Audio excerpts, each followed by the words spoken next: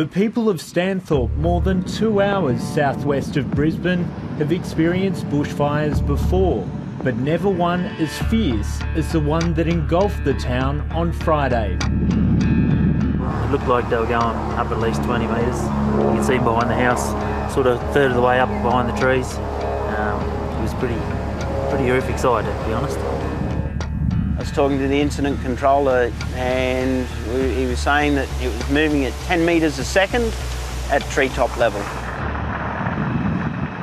Evacuations began at short notice as the blaze threatened people's homes. You just get out. It's self-preservation rather than trying to put the fire out. We were told we had about 15 minutes to get any belongings that we needed and to get out. This is all that's left of school teacher Melissa Pascoe's shed. So that's our complete campsite camper trailer, which we won't be using anytime soon. We really haven't got anything here that we can salvage, so it's quite devastating, really. Incredibly, the Pascoe's house is still standing. Everything was still on fire around the house, and we couldn't believe we actually still had a house. Were there tears? Oh, yes. And I'm a bit of a person that doesn't cry very much. The fire came so close, it's destroyed the pool deck and ruined their water and septic tanks. The house will probably be unlivable for months, but it's still there thanks to a neighbour who insisted firefighters save it well after midnight. The deck was on fire, the barbecue area, he said, was an inferno, and he got buckets of water from our pool and put it over the fire, and they threw water around and all sorts of stuff, and they saved our house. If he had not come down, we wouldn't have a house. That's one hell of a neighbour. Yeah, as I said, I owe him a beer, maybe for life, I think. Nearby, the O'Brien family can't believe their house is untouched. The fire has burnt within metres of it.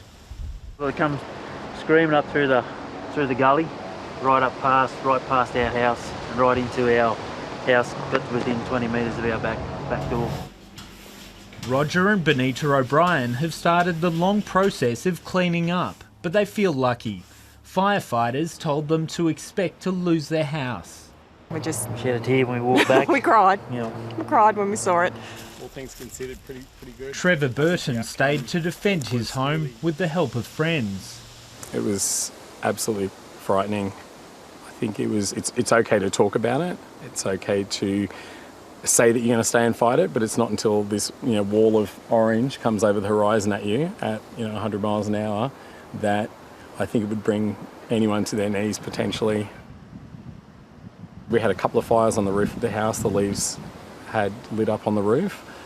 But yeah, we're very lucky. He lost this shed full of equipment. This thing was still intact as a structure, but it was just completely engulfed. Stanthorpe is in a region that's been crippled by drought and is due to run out of water by December. The town's facing the prospect of trucking in water at the cost of at least $1 million a month. It's just dry, there's no water to combat anything. We've been drawing on town water here for close to 12, 18 months, just because there's just been no rain.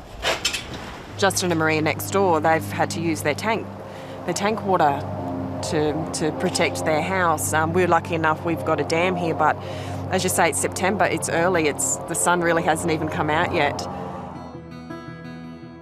Across Queensland, more than 80 fires are burning. 47 properties have been damaged, with 12 completely destroyed. And the historic Binnaburra Lodge, nestled within rainforest in the Gold Coast hinterland, has burned down. It is an historic event. We've never seen fire danger indices, fire danger ratings at this time of the year as we're seeing now. I've never seen this before in recorded history. Oh, heaven help the rest of summer is what I'm going to say. It is so tinder dry at the moment. Fires continue to burn around Stanthorpe, making people uneasy. I'm very anxious sitting here talking to you.